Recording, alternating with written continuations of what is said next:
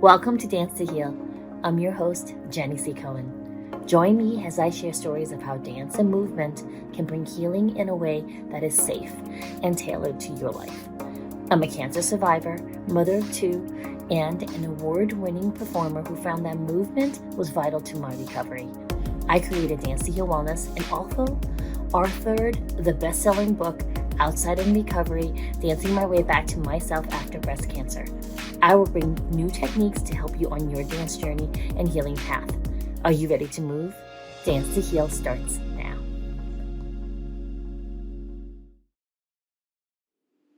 Happy July!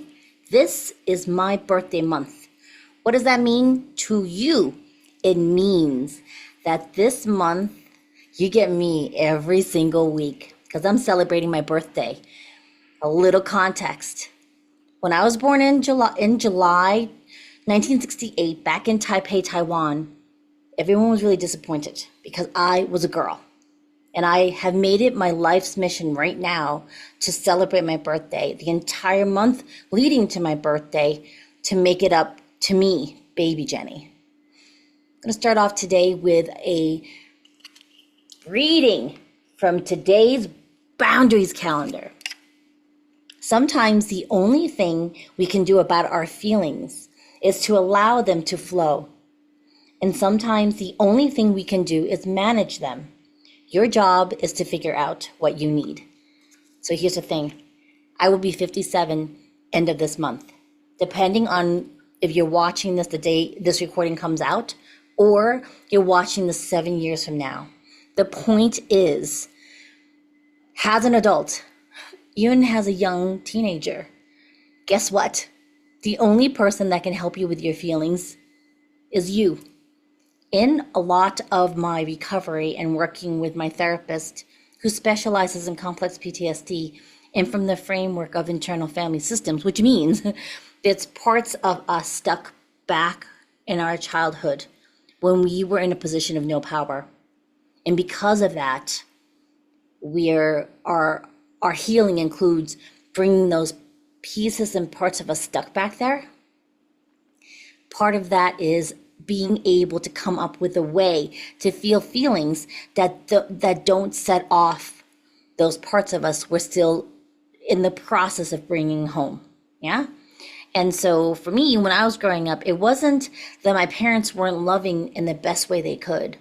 It was that I wasn't allowed, because of cultural conditioning, to have feelings, right? And that meant as a young baby, I wasn't allowed to express anger and frustration.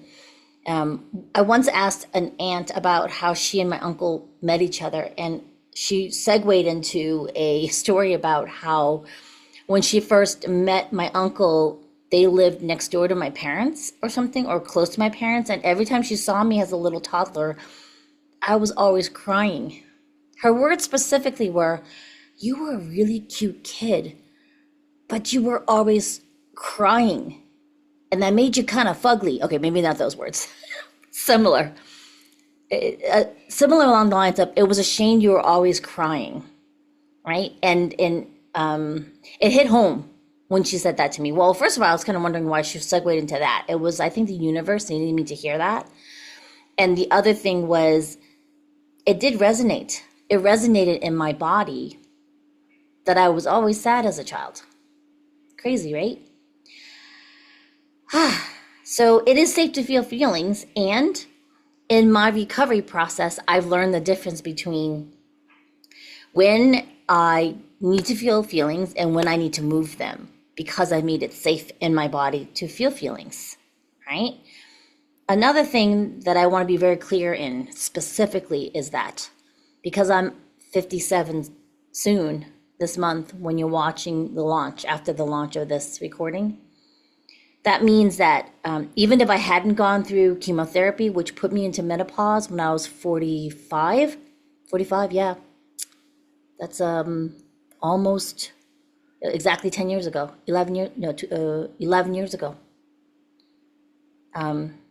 I would most likely be in menopause now, or at least perimenopausal, and not realizing that that would actually affect a lot of my body's ability to recover post chemotherapy, post the menopause changes that would happen in my body. This is really specific, and it will help you though. Those of you who really may not even feel it's anywhere close to your own personal experience, right? It will help you understand your elders or elders in training in your community, even your parents or aunts and uncles who would seem as if they just weren't in their bodies anymore. That's something that happens when you go into menopause, right? For the rest of us who are actually living through it, it really does make you need to take a moment to understand and really redefine what's a priority, right? So that's going to be the focus this month. I do invite you to join us as much as you can. And then as a gift, I was a speaker on this amazing summit the end of June, and you're going to get to watch and or listen to snippets of this talk throughout this particular 4 weeks before my birthday. And I promise we'll bring up guests back after that. It's just my celebration, yeah? And if you're watching this in real time, meaning in the month of July 2025, you are invited to my birthday party on July 25th, okay? How do you get an invite? You ready? You're going to email me at dancetohealwellness@gmail.com. Dance, DANCETOWELLNESS at gmail.com. And you're going to put in the subject birthday party or birthday invitation. All right. And then this way I know you're a real person and I will send you the invite to that Zoom. Now, if it's because it's on July 25th at 4 p.m. Mountain Time, it'd be great if you could send me that email no later than the night before on the 24th. Okay. If you try and send me one July 25th in the morning, I can't guarantee you that I'll see that email because I'll be beginning my birthday preparations for that following Saturday. Okay, so you have my promise. If you email me, you will get a personal invitation to the virtual birthday party. Okay. Anyway, so you're going to see a little snippet of the talk that I gave. And the only caveat is there are moments when I'm playing the music and I can't do it because this recording will be launched on YouTube, which means that there's YouTube copyright laws, and I don't want this entire video to get flagged. So you're only getting the recording of what I was talking about without the music because I recorded it separately on my phone. So you get snippets of the talk, which I felt was I was very inspired. It wasn't all Jenny putting this talk together. It was the universe saying, oh, people need to hear what you're going to say. All right. So you get a little snippet of that when I'm done with today's session, and we're about to wrap it up. All right. So remember, if no one is celebrating you, guess whose job it is? Even if you do have people celebrating you, yours. It's your job to celebrate you. Okay? Yeah. And sometimes there are some of us, me included, who would have difficulty explaining to people how they wanted to be celebrated. Or no one should ever ask you why you need to be celebrated. Okay, let's get that clear. Your loved ones oftentimes would like you to be more honest about how you want to be celebrated. Yeah? For me, how do I want to be celebrated? One, if you can't come to my birthday party, no worries. You can wish me happy birthday. That's great. Please do not, and this is a big one, folks, because I'm an elder in training, so I get to be kind of frank about this.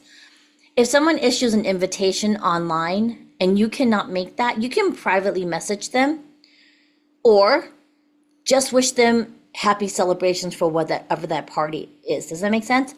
It's really a bummer when there's 5 people saying they can't go and the reasons why they can't go. Not necessary. Understand that? I'm being very frank here because we don't understand. We think, oh, I feel bad I can't go, so I want to explain to you why I can't go. How about just wish that person whatever they're celebrating, happy anniversary, happy birthday, congratulations on the birth of your baby, and that's it. Does that make sense? Or you could ask her, what are you registered on so I can send a gift? Okay? Really, really clear here. That's a boundary, folks, all right, that I'm asking you to respect. It's part of my eldering training, right? All right, so that's it for this week. We will see you next week. Enjoy this section of this talk that I gave. Bye-bye. I do things a little bit differently, so I'm just gonna have you start to groove with me right now. It's one of my favorite songs. You know, you all been sitting too long. So whatever you hear in the music, you're gonna sway right and left. You don't have to go with me. You can go to your right and left. I'm doing opposition. Here's the thing. For you to start to integrate all this learning, you've got to move a little bit. Otherwise, it just flies right over your head. And as you're moving, oh, I love this couple dancing. Yes. You're going to really tune into your breath. Meaning, did you hold it? Did you freak out when I turn on my camera and put my music on? Really just enjoy the moment. Feel your butt cheeks in your seat. If you're standing, feel your feet on the floor. Yeah? Good. Stay with me, stay with me. If you want to turn on your camera, I would love if you could do that. And it's okay if you don't. Some people like to dance in the privacy of their Zoom, kind of like when we're naked after a shower. I'm okay with that. Okay, so now that I got your attention. Here's the thing. To be a leader means to be vulnerable, right? And to grow even as you're leading people. I'm a leader in my household. I didn't elect to be. I just ended up being a leader, meaning I'm a mom and I'm a wife. I'm center of command at home. Before that, I was an occupational therapist working in cardiac unit in New York. And I actually headed the OT department for our post-cardiac surgeries at the NYU Medical Center. This was many years ago. My kids are now 26. So if you dial back almost 30 years ago, I was in charge of the entire occupational therapy post-op at NYU. And one of the things that would surprise people when they asked me, so this is not body shaming, it's just a question people ask me, are all of those people after surgery, are they all out of shape people? And surprise, 90% of them were thin, really fit men. Yeah, because of the internal pressures. Not you, my dearest gentlemen. Because they had set themselves at such a high level of pressure to perform. And a lot of us women are set to those same standards, right? We gotta work like a man. You can't be emotional like a man. You gotta do all those things. Do that schedule. My husband gets up at 4:15 every morning. I will be married 32 years this past June. I will be 57 in a month. Okay, so I understand the culture of working hard. I'm gonna ask you, suspend that for a second. Suspend that. Stay with me. It's okay to work smart. It will increase your productivity. How does one work smart? How do you stay in your body? So I really want you to think about that.